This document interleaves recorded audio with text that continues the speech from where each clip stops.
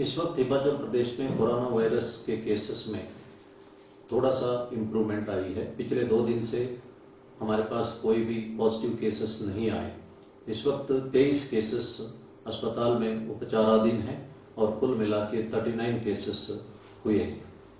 Lockdown के norms के मुताबिक इंटर डिस्ट्रिक्ट और इंटर स्टेट मूवमेंट नहीं होगी। तो माइग्रेंट लेबरर्स का मूवमेंट तब होगी अगर वे काम में लौटना चाहते हैं। एक 2 व्हीलर में सिर्फ एक ही व्यक्ति जा सकता है और एक 4 व्हीलर में प्राइवेट गाड़ी में आगे एक आदमी और पीछे एक बैठ सकते हैं। इन नियमों का पालना करना हमारे लिए जरूरी है और मास्क पहनना अनिवार्य है। देश में इस वक्त 18,000 से ऊपर केसेस हुए और 590 डेथ हुए।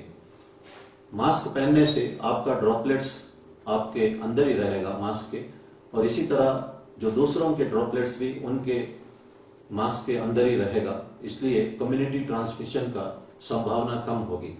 न्यूयॉर्क में 2.5 लाख केस और 19,000 लोगों की मृत्यु होने के उपरांत मास्क कंपलसरी किया गया है। इसलिए क्यों ना हम अभी से प्रिकॉशन ले लें और इसको पहने, और पब्लिक प्लेसेस में मास्क ना पहनने पर उचित कार्रवाई की जाएगी, और अगर मास्क को सही ढंग से नहीं पहने तब भी पुलिस उचित कार्रवाई करेगी। इसको पालना करना हम सबका फर्ज है। एयर कंडीशनर को अवॉइड करना चाहिए क्योंकि इससे वायरस फैलने का संभावना है। हवा के सामने नहीं बैठना चाहिए और कमरे में अगर इस्तेमाल करना अनिवार्य है तो सफिशिएंट वेंटिलेशन रखना चाहिए। हमारा जो हेल्पलाइन नंबर है 112 नंबर, और इसमें डायल करके एक नंबर दबाने से कंट्रोल रूम कनेक्ट हो जाता है। आपकी कोई भी समस्या अगर होर्डिंग के बारे में, ब्लैक मार्केटिंग के बारे में हो या अन्य शिकायत हो, आप पुलिस को सूचना दे सकते हैं और ये 24 घंटा इसका सर्विस चला हुआ है।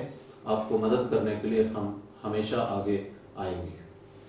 और कुछ सोशल मीडिया में जो मैसेजेस चला हुआ है इस तरह का कि कम्युनल जो इंस्टिगेशन हो रहा है और कम्युनल डिस्क्रिमिनेशन भी हमें देखने को मिला है। जो अस्पताल में हो या राशन शॉप्स में हो या पब्लिक यूटिलिटी सर्विसेज में हो, किसी तरह का डिस्क्रिमिनेशन हम बर्दाश्त नहीं करेंगे। और ट्विटर या सोशल मीडिया में किसी तरह का अगर लिखा जाता है उस पर भी हम कार्रवाई करेंगे।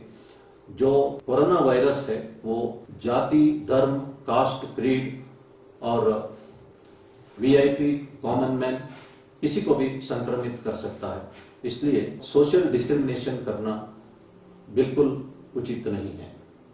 मैं जो केमिस्ट शॉप्स के ओनर से अनुरोध करता हूं कि जो भी खांसी या बुखार का दवाई खरीदते हैं उनका रजिस्टर में नाम, पता और फोन नंबर नोट करके रखें ताकि कॉन्टैक्ट ट्रेसिंग में बाद में हमें इससे मदद मिल सकता है। आप हमेशा अपनी तरफ से जो कुछ हो सकता है वो करिए।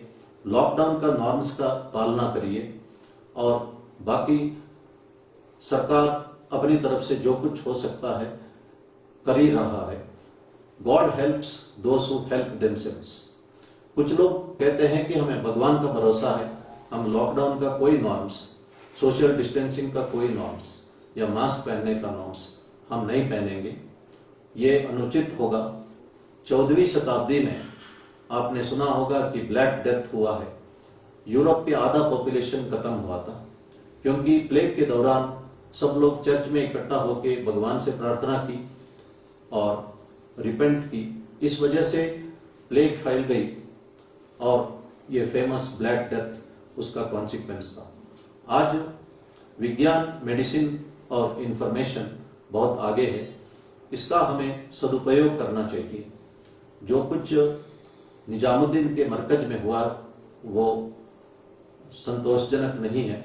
इसी तरह जो ईरान में कोम शहर में लोग एक दरगाह में चले गए और वहां का दीवारों में किस करने लगे ताकि वो कोरोना वायरस से दूर रह सके, लेकिन इससे कोरोना वायरस वहां स्प्रेड हो गया।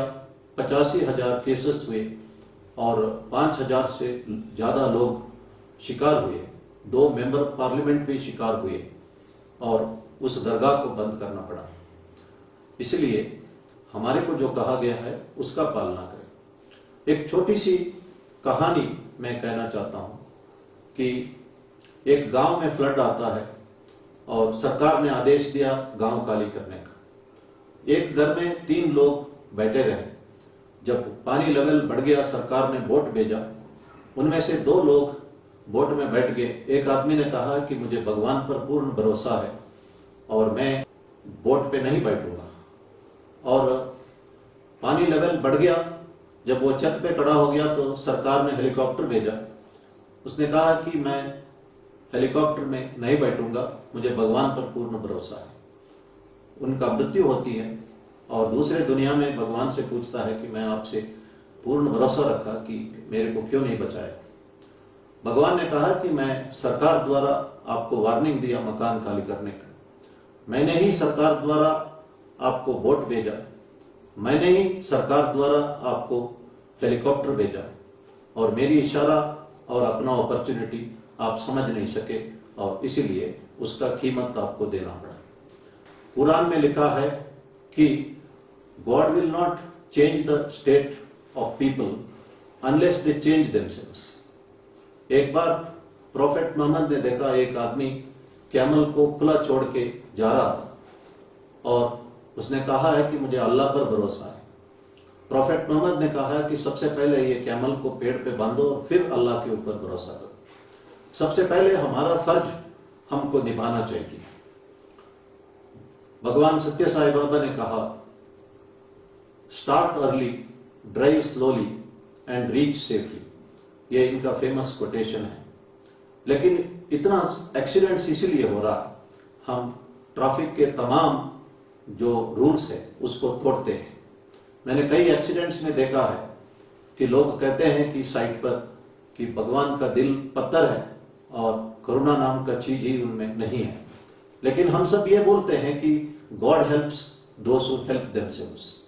जो स्टूडेंट्स घर में पढ़ते हैं, मेहनत करना चाहिए, then only God helps them. There is no substitution for hard work.